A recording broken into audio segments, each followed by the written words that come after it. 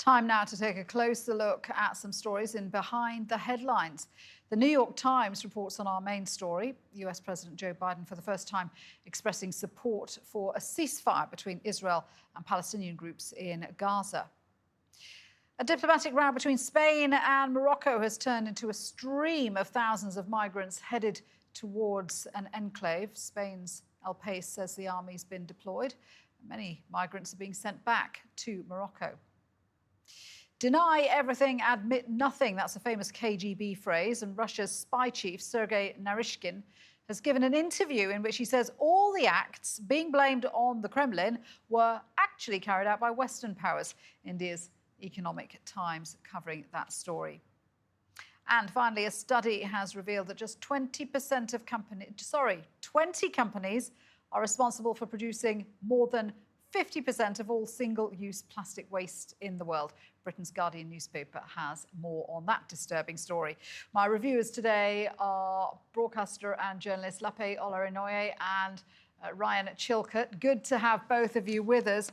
So let's start with those ongoing Israeli airstrikes against Gaza. US President Joe Biden says he supports a ceasefire. Ryan, the Biden administration has come in for quite a bit of criticism over the way it is responding or not responding to the airstrikes in Gaza. Sure, surely, because he came out for a ceasefire, demanding a ceasefire, but he didn't say immediate. And in general, he has been pretty low key while the international condemnation of what's going on has been growing. I mean, I think that New York Times article points out the predicament that Biden finds himself in. On the one hand, he really doesn't have that much leverage over Israel right now, or at least leverage that he'd like to use. He could, of course, stop providing or threaten to stop providing Israel with aid and with weapons, but he doesn't want to do that. And on the other hand, he doesn't want to be seen making demands of Prime Minister Netanyahu that aren't going to be met. He doesn't want to pay the political cost of that. While at home, he's facing his own party, which increasingly, as you know, the Congress used to be pretty bipartisan, pretty pro-Israel, no matter which side of the aisle you were talking to. Increasingly, the Democratic Party, his biggest, staunchest supporters are saying you have to do something. So Biden's in a real difficult position. He made this statement. It takes things forward. It's more critical of Israel than he's been, but he also said Israel has a right to defend itself. And so it's easy to understand why people are frustrated with the Biden administration, because he has made a step, but in their view, it's a very small step. And to be fair, I think it's not just the US administration. There's a great deal of frustration with the whole of the international community. Lape, what do you think about the international response so far? I mean, we've had several UN meetings and not one concrete piece of action has come out of them. Well, actually, Shuli, I think it's embarrassing the fact that we've had no condemnation from the international different countries across the world. I mean, when it's different issues, for example, if it's a climate issue or if it's to do with race, we do see some sorts of international condemnation, but not this time. Many countries who are strong allies with Israel have been reluctant to publicly condemn this. It's worth noting here that even when President Biden lent his support for a ceasefire, which, as Ryan said, wasn't calling for an immediate ceasefire, he didn't do this publicly. He didn't address, a press team, or didn't have a press conference to publicly show America's dismay towards that, mainly because Israel is a strong ally of the US and vice versa. But actually, he sent that out in the form of a note, which I think kind of undermines the seriousness of the issue.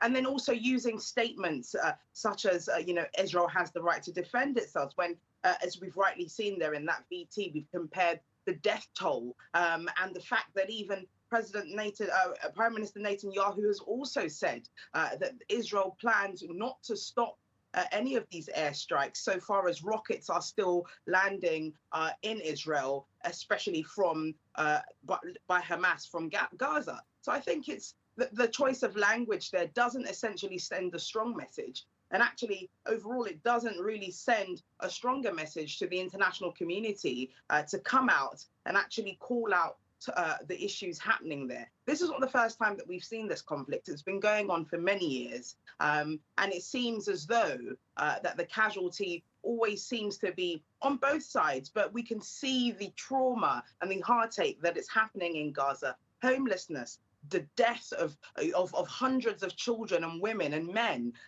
And so I think it's only right and to be moral to come out and condemn these and not offer some sort of lip service. Ryan, I know the Jewish lobby in the US is incredibly powerful, but does it become harder with each conflict, with each civilian casualty, with each looming humanitarian crisis, every time there are Israeli airstrikes on Gaza, and there's been, what, 4 wars now? Does it become harder for the US not to be more critical of its ally? I mean, I think it does, and I think you have a point there, and I think the Israelis recognize that. And I think maybe that's in part motivating what we're seeing right now from Israel. I mean, look, I've been to Israel. I've been on the border with Gaza. I've talked to people there. All lives are sacred, right? Yes, this is a hugely lopsided conflict in terms of casualties. More than 200 Palestinians the last 8 days, 9 Israelis. But all lives are valuable. And yes, Israel does have a right to defend itself. You obviously can argue. I think the problem here is this idea that they must extract a punishment, a price for this on Hamas. And the only way to do that from the Israeli perspective, from a military perspective, is to hit those tunnels. Well, the tunnels are underground, underneath buildings that happen to have a lot of, usually, civilians in them. But Lape's right. There's no international leadership on this, and I don't see how it's going to end in the short term, which is maybe why we're getting this blitz right now from the Israeli side, because they recognize that time's working against them. So they better, while this conflict is going on, 8 days in, extract whatever achievements, militarily speaking, perhaps a crude word to use, they can. Let's move on to the story coming to us out of Spain. Migrants have reached Spain's Ceuta enclave in record numbers, thousands in one day. Lape, just tell us more about these migrants. How many? Where are they from? Well, there's an estimated 6,000 migrants that have swam across the waters into Spain using those enclaves as a kind of safety hub. And essentially, the majority of them are coming from Morocco, which is the north of Africa. But actually, they're seeing also a significant amount of migrants coming from sub-Saharan Africa. And those are for a number of reasons. And one of the really, really important reasons is because of the pandemic. You know, parts of Africa that have already been under huge economic constraints have now had to obviously adapt to even worse economic constraints under the pandemic. Unemployment is very, very high. The quality of life, cost of living, of course, tourism has hugely affected parts of Morocco, which is, you know, very reliant on that tourism industry to fund the lives of many of its citizens. But amidst all of this, there's also that diplomatic row between Western Sahara and Morocco and the role in which Spain plays in that. And I think essentially, it's somewhat of a proxy dispute, you know, and that's why we're seeing a lot of migrants risking their lives in waters to get to what they consider as a better life. But actually, it is also worth noting, Shuli, that compared to 2015 and 2016, when we used to see those horrible images of families being washed up ashore on the Mediterranean, this is nothing compared to what we saw. Yeah, these numbers, the numbers are way down, as you rightly point out. I mean, in this case, I guess Morocco and Spain usually coordinate or work together on the issue of migrants, but the diplomatic row that's going on between them, Ryan, seems to have made things worse. Yeah, I think what's interesting, truly, here is maybe what this tells us about what's going to come, not just with this particular issue, but perhaps globally, where we have the pandemic creating this situation where we have richer countries, you know, the haves and the have-nots, the poorer countries, and then we have these diplomatic disputes between the respective countries not getting resolved. There's a reckoning coming. I mean, this is the one issue. There's no tourists. There's no tourist dollars. They need jobs, so they're coming across the border, and their country is happy to allow them to do that. just put that on a global perspective. Think about all these countries that don't have vaccines. Think about how difficult their economies are going to be 1 and 2 years down the line unless they get COVID-19 under control, which they can't do without a vaccine. What are they going to do when they're in lockdown number 17? What are their people going to do? Well, they're going to go looking for jobs. So this is an important story because it tells us what's going to happen right across the world, not just what we're seeing coming out of Morocco right now. Right, yes, and the impact could be very far-reaching. Let's move on to Russia's spy chief, who has graciously given a media interview. This is Sergei Narishkin, and Lape, his entire interview could be summed up as, "It wasn't us." Well, Shirley, I'm sure yourself and Ryan are not shocked. It's the tittle-tattle that happens between Russia and Western countries. We didn't do it. It's not to us. You know, we've seen this happen over and over again. I mean, back in the 2000s, the Litvinenko affair. And then even more recently, Sergei Skripal and his daughter, who were allegedly poisoned with the Novichok nerve agent.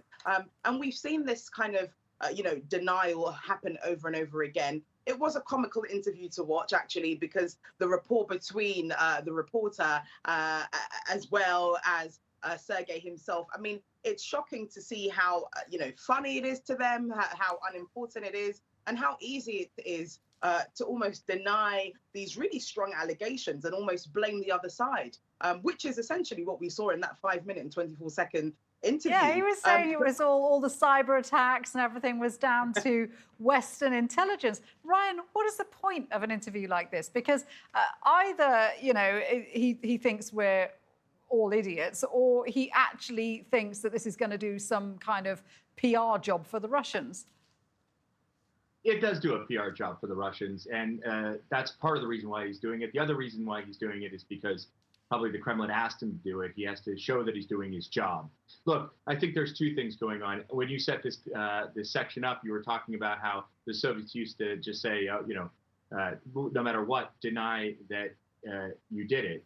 Well, they've taken it a bit further. Not only are they denying that they're denying that they do all these things, but when they suggest that, in fact, can you believe it or not, but this was actually done by the West, it's an interesting move. What the Russians have been doing, and you'll hear a lot of people talk about this for 5, 6, maybe even more years now, is basically try and make facts no longer appear like facts. If you have a fact and you say, the sky's blue, and they come along and say the sky is red, well, we reporters have to say, well, the Russians say the sky is red. That's what we're doing right now, right? They said the sky is red. So even though it looks blue, the Russians say it's red. And so they're systematically chipping away at everyone's understanding of what is real and what is fact. And I think that's what's going to be interesting to watch. Look, back in Russia, even Russians don't believe in their own vaccine, even though most scientists say it's one of the best vaccines in the world. Why? Because Russian disinformation, basically suggested that vaccines early on weren't needed, that this was a biological weapon that the Americans were using against the Chinese, or maybe the Chinese against the Americans. They made a mockery of the whole thing, and their own people kind of are now sort of, they're kind of prone to that. I think that's disinformation is such a double-edged sword, isn't it? Lape, that interview sort of reminded me slightly of the 2 Russian operatives accused of poisoning Sergei Skripal with Novichok, sitting there saying, yeah, we were in Salisbury because we wanted to go and see the cathedral. It's almost comical, isn't it? It's just the excuses that are given, or I shouldn't say excuses, the counter arguments that are presented. It's almost laughable because coincidentally 2 Russian agents happen to be in Shropshire, which is a sleepy town. It's not exactly the buzzing city that London is. So it's just the coincidence of it all. And even the evidence presented sometimes, can be questioned. So I think overall, it is something that we will continuously see. We will see that kind of discourse of blame them, blame us. It's not something that I see ending anytime soon. The Russians probably are not going to admit to intervening in any kind of foreign affairs or intelligence, as it were. Another report placing blame now. This is a new report saying that 20 firms produce 55% of the world's plastic waste. Ryan, what do you make of this report? Global businesses making single-use plastic. Yeah, so two things here. That doesn't surprise me. We've talked about this before. It was a big play for the oil and gas companies and chemical companies to diversify away from just selling oil or just selling gasoline, as electric cars get more popular, for example, to go into the business of making single-use plastics. What I do find enormously surprising is we continue to have this conversation, and yet we all continue, or at least I a little bit continue to buy single plastics, right? We're all out there buying our Diet Coke in plastic bottles. It's happening on a global, massive scale. The issue isn't the producer. The issue is the demand. So if you want to affect change, you have to do that by basically discouraging people from buying it. And the way to do that is to put taxes on it, but no one seems to want to do that. Yeah, everybody gets the idea that petrol cars, gasoline is a bad thing. Single-use plastics, for some reason, people aren't making that connection just yet. But I mean, I disagree. I think the younger generation are becoming quite active in not using single-use plastic. And we've also seen laws, haven't we, Lape, across the EU banning the production of single-use plastic? Yeah, actually, just to put that into perspective, I live in London, and I've seen that change happen slowly, but actually it's happening. And I think that's the most important thing. For example, when you go to restaurants now, majority of restaurants now in London only offer paper straws as opposed to plastic straws. And it's all about this throwaway generation, as we're described, the fact that we don't tend to recycle the use of plastic to create other plastic. It actually all ends up in the ocean. And even the UK coming fourth on the number of, the amounts of plastic that's thrown away from this country, coming out on in fourth place is quite shocking. But it just says a lot about the use of our reliance on fossil fuels, and maybe we do need to change from there and navigate away from there.